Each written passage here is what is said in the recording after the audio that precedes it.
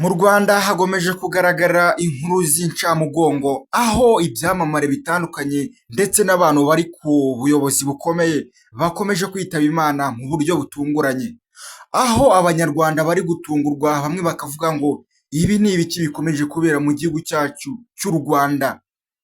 Munyemere rero ngaruke kuri iyi nkuru iteje agahinda, ni inkuru y'akababaro ku Banyarwanda muri rusange. Umuvugizi wa guverinoma y'u Rwanda Ale Mukurarinda, Imana imwakire mu bayo, amaze kwitaba Imana. Yari arwariye hano mu bitaro by'u Rwanda by'Umwami King Faisal. Nk'uko inkuru nyinshi zikomeje kutugeraho zibyemeza, batangaje ko uyu Ale Mukurarinda yishwe n'indwara itunguranye. Uyu mugabo rero yari afite ibigwi ndetse n'amateka atandukanye mu gihugu cy'u Rwanda. Kuba yari afite impano idasanzwe yo gusobanura ukuri, kandi akaba yari afite ubumenyi buhanitse, abenshi bati tuzahora tugukumbura. Ni kuri iyi tariki ya 4 rero nibwo hatangajwe inkuru yemeza neza ko yitabye Imana, aho abagize imiryango ye babishyize ahagaragara, dore ko abenshi bari bagishidikanya bavuga ngo uyu Ale Mukurarinda nubwo arwaye bikomeye ariko ntabwo arapfa. Nibwo rero bamwe mu bagize imiryango ye baje gutangaza bavuga ngo nibyo koko mumenye ko uyu mugabo yapfuye. Umwe mu bantu be ba hafi yavuze ati nibyo koko rero Ale Mukurarinda yitabye Imana azize indwara y'umutima. Abenshi bagomeje gutangaza ku bitangazamakuru bitandukanye ko uyu mugabo Ale Mukurarinda nubwo arembeye muri ibi bitaro atarashiramo umwuka, bati wenda ashobora kuba yaguye muri koma ariko ntabwo arashiramo umwuka. Ariko abenshi bakomeje bavuga ngo amakuru yizewe nuko Ale Mukurarinda yapfuye rwose.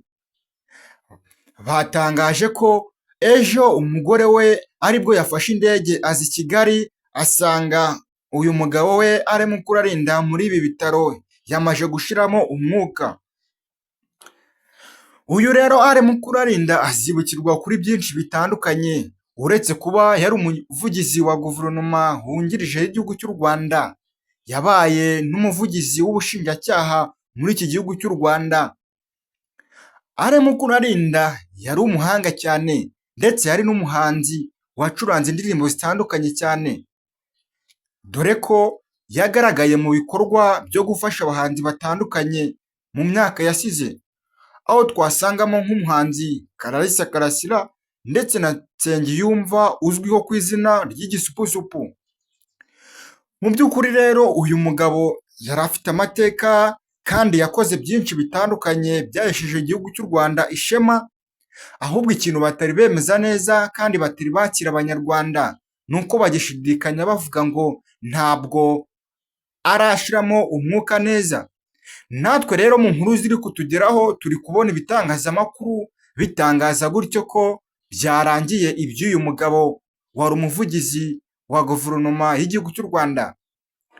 Ubwo rero ku nkuru zigenda zitugeraho natwe turahari kugira ngo tugende tubatangariza bimwe biri kugenda bivugwa. Ubwo rero icyaza gutangazwa kirenze kuri icyo ni ukuza mukibonera ku gihe.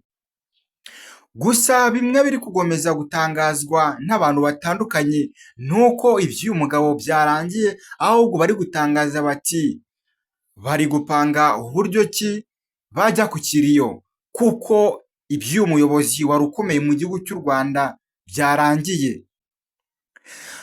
Abenshi nibwo rero bakomeje kujya mu marira ndetse n'agahinda, aho mu minsi yasize habonetse umunyamakuru watabarutse nawe azize indwara itunguranye. Nibwo rero Abanyarwanda bakomeje gutungurwa bavuga ngo ibi ni ibiki biri kubera mu gihugu cyacu. Abenshi bakavuga bati buriya sinzi ikintu kiri kugendera igihugu cy'u Rwanda, kuko bati ntabwo bisobanutse ukuntu mu mwaka umwe wajya kubona abantu bapfuye utazi ikintu kibishe, kandi ugasanga bapfuye mu buryo budasobanutse.